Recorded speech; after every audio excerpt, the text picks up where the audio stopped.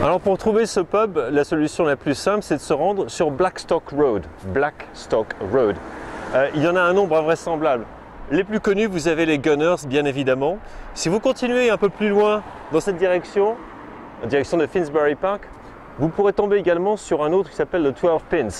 Alors le 12 Pins, c'est assez hardcore, hein, je vous préviens tout de suite, assez vintage. Le samedi, lorsque Arsenal joue à l'extérieur à 15 h, on baisse les rideaux. On n'a pas vraiment le droit de montrer ces matchs en direct, vous le savez, en Angleterre, mais on fait une petite exception au 12 Pins. Donc c'est là où se rendent les supporters les jours où Arsenal joue à l'extérieur. Il y en a d'autres pubs sur Blackstock Road.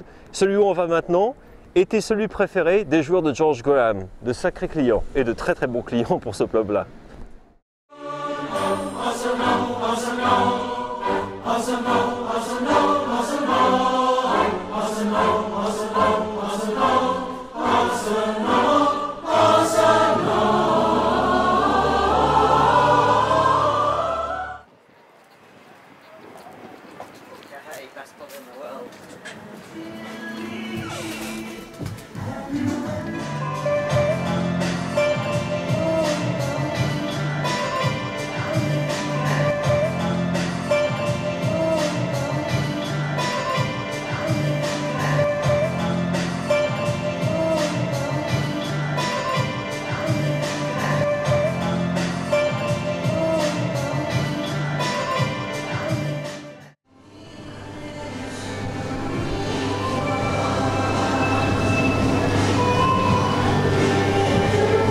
Il fut un temps bien évidemment où les joueurs eux-mêmes avaient leurs habitudes dans ces pubs.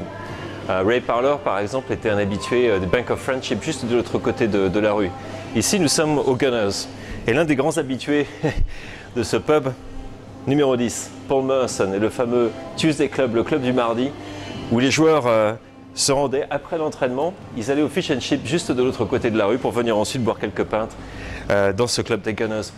On va d'ailleurs passer un peu plus de temps aux Gunners pour que vous voyez un petit peu, c'est pas un pub à thème, c'est un pub de fans, ce qui n'est pas du tout la même chose. Rien d'artificiel ici. Et un pub qui croule sous l'histoire, j'allais dire. Ça fera bientôt 100 ans qu'Arsenal sera arrivé à Islington. Ce pub était déjà là à cette époque, les Gunners étaient déjà là. Le club a survécu, le pub aussi. Une des particularités des Gunners, c'est ces fresques murales. Qui, chose assez originale, sont peintes au plafond. Elles sont en train d'être peintes d'ailleurs en ce moment même, hein. Il n'a pas encore fini cet artiste. Alors pour regarder, c'est un petit peu le jeu, vous pouvez essayer de reconnaître les joueurs. Frank McLintock par exemple, Patrick Vieira. On remonte un petit peu à le petit Mozart, Thomas Rosicky. On reconnaît Charlie George, bien évidemment légende vivante des Gunners, le plus grand manager de l'histoire du club. Herbert Chapman.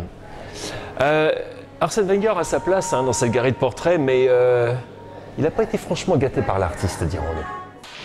Donc me voici avec Andy, nouveau propriétaire des Gunners, qui va nous en dire un petit peu plus sur les plans qu'il a pour ce pub, qui n'est pas vraiment comme les autres. So, yeah, Andy, I mean, what's the idea, the big idea with the Gunners, and what's it's going to become for the Arsenal community, as they say? It's, I mean, the pub is an iconic pub, and it's an overused word, but clearly we are a place where people want to come and support the Arsenal, especially on match day, but away games as well, we get a big fan base here.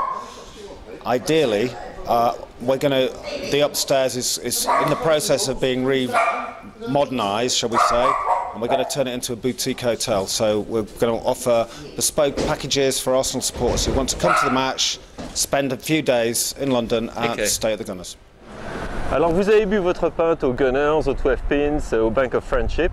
Vous cherchez un endroit où manger. Alors vous avez vu, il y a les fish and chip shops, il y a des restaurants vietnamais, thaïlandais. Il y a Iznik qui est pas loin, un restaurant turc un peu plus loin sur Highbury Park que je recommande. Mais, le restaurant qui est associé immédiatement à Arsenal, l'Arsenal d'hier et d'aujourd'hui, c'est celui-ci, San Daniele dei Friuli.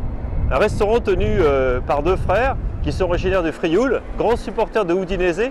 C'est d'ailleurs le QG des supporters de ce club italien en Grande-Bretagne. C'est également là, à San Elio del Friuli, que les joueurs avaient coutume de se retrouver après les matchs de Coupe d'Europe en particulier. Robert Pires, Patrick Vieira, Loren, Dennis Bergkamp. Arsène Wenger venait dîner avec Davide de temps à autre. Bon, ça a un peu changé avec les années, les joueurs ne sont plus aussi proches des supporters qu'ils l'étaient à cette époque-là, mais c'est dans ce restaurant-là qu'il est le plus difficile d'avoir une table les soirs de match. S'y prendre donc très longtemps à l'avance, 15 jours, 3 semaines, 1 mois, et surtout faire en sorte que la première fois que vous y alliez, les propriétaires Franco et Marco, vous les mettiez dans la poche. À ce moment-là, une fois que vous aurez montré patte blanche, vous ferez partie de la petite famille du San Daniele et vous pourrez donc profiter de l'ambiance assez unique de ce restaurant excellent au demeurant les soirs de match. Alors je vous disais, l'empreinte d'Arsenal, elle est visible partout dans ce quartier. Vous en voulez une preuve? Regardez. Arsenal Hair Hunters. Même les coiffeurs sont fans d'Arsenal ici. On avait commencé une station de métro Arsenal, on finit à une station de métro Finsbury Park, qui est une de celles que les supporters utilisent très nombreux pour bien évidemment les jours de match. Ça tombe bien, Finsbury Park c'est également l'endroit où le club a ouvert son premier magasin. The Arsenal Official Merchandise, les maillots, tout ça c'est ici. En tout cas j'espère que vous aurez apprécié cette petite visite guidée de la vie autour de ce club d'Arsenal dans ce quartier de Highbury. Merci de votre fidélité sur zomix.fr et à très bientôt.